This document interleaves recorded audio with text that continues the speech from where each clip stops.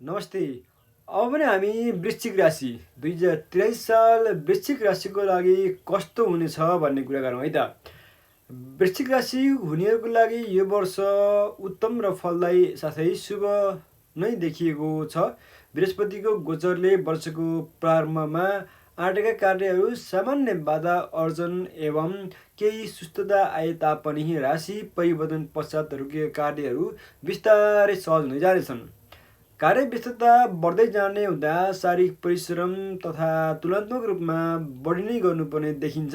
स्वास्थ्य समस्याहरू भने बिस्तारै हट्दै जानेछ। आम्दानीका नयाँ स्रोतहरू प्राप्त हुँदा आर्थिक पक्ष सुदृढ हुनुको साथै सन्तान पक्षबाट पनि मनोज्ञ लाभ मिल्ने समय रहेको छ। लेनदेन तथा लगानी सम्बन्धी कारोबारमा अपेक्षा अनुसार बढी सफलता हासिल हुनेछ। धार्मिक एवं माङ्गलिक सफलता हुनेछ। माङ्गलिक कार्यहरू सञ्चालन हुनेछ। घर परिवारमा भने बृहस्पतिको अनुकूलताले विद्यार्थी वर्गमा अध्ययन अध्यापनमा रुचि बढ्नुको साथै अध्ययनकै लागि वैदेशिक यात्राको सम्भावनाहरू पनि बनेको समय रहेको छ। शनिको गोचरले सेयर बजार सट्टाबाजीमा सोचे अनुरूपको फल नआए तापनि वर्षको उत्तरार्धमा भाग्यले अनुकूल साथ दिने हुँदा ती कार्यहरूमा बिस्तारै बिस्तारै सफलता मिल्नेछ अथवा लाभ मिल्ने समय नै रहेको देखिन्छ। केतुको राशि परिवर्तनले कार्यक्षेत्रमा सामान्य खटपट आउने हुँदा अलिकति कार्यक्षेत्रमा भने संयमतापूर्वक कार्य गर्नुभयो भने तपाईँको लागि लाभ मिल्नेछ।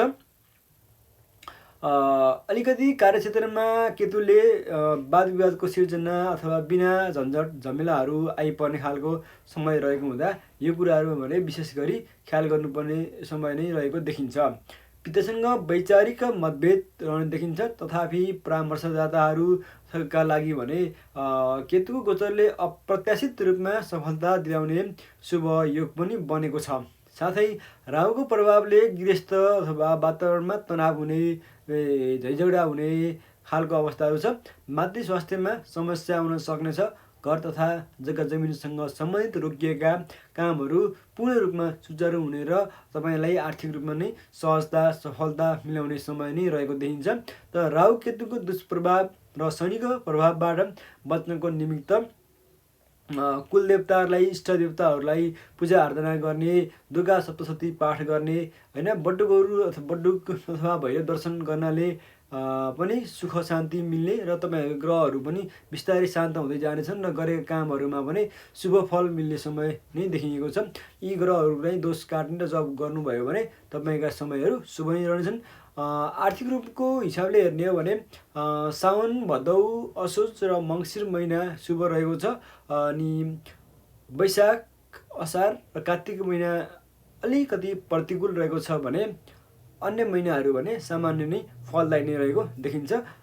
तपाईँहरूले आफ्नो कार्य गर्दाखेरि दृढतापूर्वक सङ्कल्पसहित गर्नुभयो भने तपाईँहरू ग्रह गोचरहरूले पनि तपाईँलाई साथ दिनेछन्। जय महादेव, जय शिव शम्भो।